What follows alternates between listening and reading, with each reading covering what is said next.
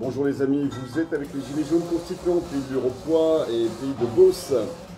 Nous sommes avec le citoyen André Bellon, ancien député pendant 12 ans de la région PACA, marseillais, polytechnicien, administrateur de l'INSEE pendant plus de 40 ans, et aussi ancien président de la commission des affaires étrangères de l'Assemblée nationale, et maintenant dans une association pour une constituante. Donc c'est pour une constituante, www.pourunconstituante.fr, et on parle de son ouvrage Pour la souveraineté du peuple. Nous sommes tous des constituants, écrit avec Jean-Pierre Crépin sous la forme d'un dialogue épistolaire, un petit peu comme... Les zones dangereuses. Voilà, Chauderlot de Laclos, Valmont, la Merteuil, etc. Donc sur les classiques. Bonjour, nous sommes le 20 novembre 2021, en pleine dictature pharmaco-fascisto, oligarchico, tout ce qu'on veut. On n'est plus en démocratie. Citoyens, qu'est-ce que vous pouvez nous dire sur cet ouvrage? Pour la souveraineté du peuple, nous sommes tous des constituants. Ben, je dirais à l'extrême, c'est une manière de décliner des mots. Bon. Et des mots qui, soit sont devenus péjoratifs dans le discours public, soit ont été oubliés. Quand on parle depuis quelques années de souveraineté, on vous dit « Oh, vous êtes souverainiste », c'est abominable. Quand on dit « peuple », « Oh, vous êtes populiste ». Quand on dit République, oh là là, quelle horreur, etc., etc., etc. On dit République, nous. Oui. République, mais bon. Oui, ben res publica, c'est quoi? C'est la chose publique, tout simplement. Le problème, c'est de savoir si elle est encore publique et comment elle est gérée. Et pour qui? Et dans l'intérêt de qui? Comment? Oui, comment, pour qui, pourquoi, etc. Donc, et nous sommes tous des constituants, pourquoi? Parce que nous pensons, alors après, chacun a donné sa manière de voir, c'est pour ça que c'est un échange, plus qu'un livre collectif, comme on en fait trop. Nous voulons dire qu'il n'y a pas de possibilité de sortir de la crise actuelle. Systémique? Elle est systémique, la crise? Ah, je crois que maintenant, on est dans une crise politique profonde, durable, majeure. Oui. On est dans un tournant historique de ce point de vue. Alors j'ignore de quel côté il va tourner, mais on est dans un tournant, ça c'est sûr. Il fallait dire la seule solution face à cette crise, qui est une crise fondamentalement de la démocratie, c'est-à-dire de la souveraineté du peuple. La démocratie, c'est la souveraineté du peuple. Hein. Demos Kratos, bon. Peuple, pouvoir. Oui, peuple et pouvoir. Pouvoir du peuple. Bon. Donc, nous sommes dans cette situation où la démocratie n'est plus le pouvoir du peuple. D'ailleurs, y a-t-il encore un peuple dans le discours officiel? Et un peuple, ce n'est pas uniquement des gens qu'on met côte à côte. Des consommateurs isolés. Voilà. C'est un corps politique constitué, conscient de l'être, et qui assume sa souveraineté. Qui est inscrite, soit dit en passant, officiellement à l'article 3 de la Constitution. La souveraineté nationale appartient au peuple. Mais alors, c'est la souveraineté politique, juridique, économique, sanitaire, éducative... Enfin, si elle est politique, après, on le décline en fonction des sujets qui sont mis à l'ordre du jour. Mais elle est d'abord politique. C'est-à-dire que la police, la vie publique, appartient au peuple. Voilà. C'est ça le fondement. Ensuite, on peut le décliner sur tous les sujets. Hein, que ce soit l'économie, l'écologie, le social, bien entendu. Mais il faut d'abord rappeler où est le pouvoir. Parce que sinon, si on s'égare dans tous les sujets, on finit par ne plus parler des sujets essentiels. Donc, le pouvoir. Donc, on a fait cet ouvrage dans cet esprit. En parler, chacun avec son passé, chacun avec ses mots, chacun avec sa manière de voir les choses, avec ses relations, avec ses engagements. Voilà. C'est ça le sens de ce livre. Voilà. Alors... L'intérêt pour un gilet jaune de se procurer cet ouvrage, c'est quoi? C'est un retour sur l'épopée gilet jaune aussi, parce que on en parle, oui, oui, tout à fait. Alors moi, je veux, si vous permettez, sur les gilets jaunes, Moi, nous sommes au 3e anniversaire. Et il se trouve que dans le 2e, j'ai été interviewé par le Dauphiné libéré en tant qu'ancien député d'une zone où il y a le Dauphiné libéré. Hein. Voilà, oui.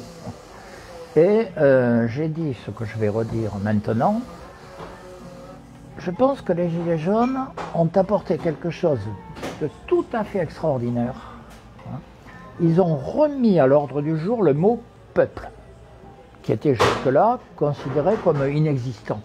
Alors après, évidemment, on a cherché à lui donner un sens péjoratif. N'empêche qu'ils ont réintroduit ce mot et du coup la souveraineté du même. Bon. Alors je ne dis pas que les Gilets jaunes sont le peuple. Le peuple, c'est plus vaste.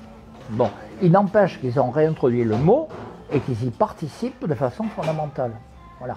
Il me semble qu'il y a eu 2 événements extraordinaires dans les 20 dernières années sur la question de la souveraineté du peuple. Hein. C'est le référendum de 2005 et les Gilets jaunes. Dans les 2 cas, c'est un mouvement qui est issu du peuple et qui cherche la voie pour réaffirmer ce qui est le fondement même de la République, à savoir la souveraineté du peuple. Voilà, tout simplement. Est-ce que, après, savoir si on y arrive, si on n'y arrive pas, ça fait partie de l'histoire, du combat politique, du combat idéologique, parce que quelque part ce livre fait partie du combat idéologique, et je crois qu'il ne faut pas l'oublier. On ne fait pas un combat politique sans avoir des fondements intellectuels, idéologiques.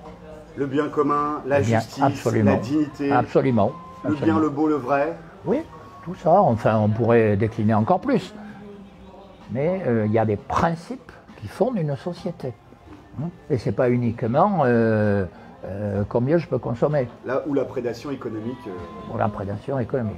Qui d'ailleurs aujourd'hui est catastrophique pour la France, soit dit en passant. Parce que le nombre d'entreprises qui s'en vont, tous les jours on en entend, ou qui font en faillite, ou qui s'en vont en Allemagne par exemple. Les entreprises, je veux bien, il y a aussi le management, un terme anglais, un anglicisme, absolument, à l'intérieur des entreprises, qui est repris dans le service public. Ce management au profit, le micro-management, où on se souvient de France Télécom, La Poste, etc. Absolument. Ça aboutit à des suicides, des dépressions, etc. Faut tirer l'affaire de France Télécom est célèbre maintenant, malheureusement d'ailleurs. Mais bon. Faut tirer du profit pour engraisser les actionnaires, 15% par an, alors que dans le meilleur des cas, on a 5% de création de richesse, 3, 4, 5% par an. Donc ce delta, cet écart, on va le tirer. Et ben, c'est toutes les méthodes de Toyota, etc. Chaque geste est calibré, les pauses, etc. Le harcèlement, les petits chefs, les N+1, les N+2, les dissonances cognitives. Et ça, c'est dans le transport, c'est partout. Ils essaient de gratter, alors qu'il y a l'inflation. Et on va peut-être pouvoir en parler sur d'autres vidéos. Il y a aussi l'inflation qui ne prend pas en compte les coûts de l'énergie, qui ne prend pas en compte oui, bien sûr, il y a tout ça. Les coûts d'habitation, etc., qui sont des postes très importants. Et nous, on est sortis parce qu'on on a toujours la corde autour du cou. On est en train de crever. Il y a 12 millions de Français qui ne peuvent pas se chauffer. Secours Populaire disait qu'il y a 11 millions de pauvres. Il y a 12 millions de Français qui ne peuvent pas se chauffer. Donc l'urgence est sociale, mais bien évidemment, ça c'est les conséquences, il y a la causalité, elle est sur un système de prédation. Si nous restons sur ce débat-là, on va pas, parce qu'on n'aura pas le temps, pas parce que c'est inintéressant, parce qu'on n'aura pas le temps, il y aurait à débattre sur un certain nombre de problèmes purement techniques. Par exemple, j'ai fait dans le temps un rapport sur les normes comptables. C'est un problème horriblement technique, mais qui fonde complètement la manière d'appréhender la société. Ce qu'on appelle les normes comptables, c'est la manière de comptabiliser. Bon, c'est-à-dire, c'est une grille de lecture, tout bêtement. Mais qui l'a définie? C'est pas le citoyen de base. C'est Wall Street? En gros, disons, c'est le système bancaire, pour l'essentiel. Et financier. Pour l'essentiel. Et vous l'avez vu à l'intérieur de l'INSEE, ça? Ah mais ça, moi j'ai fait un rapport sur les normes comptables. C'était un peu ma spécialité. J'ai fait de la comptabilité nationale, des choses comme ça. Donc disons que je connais un peu plus que d'autres parce que bon, c'est une technique, comme toutes les techniques hein, d'ailleurs. Bon. Mais c'est pas quelque chose d'objectif. C'est quelque chose qui est défini en fonction d'une certaine vision du monde et des relations économiques et sociales. Et les normes comptables n'étaient pas les mêmes il y a 20 ans qu'elles sont aujourd'hui, par exemple. Parce que ça n'avait pas les mêmes objectifs. Voilà. Merci citoyen Bellon. On rappelle le titre de votre ouvrage, écrit avec Jean-Pierre Crépin sous la forme d'un échange épistolaire pour la souveraineté du peuple. Nous sommes tous des constituants. À très bientôt, on va essayer d'enchaîner d'autres vidéos. Force et honneur les amis, on lâche rien.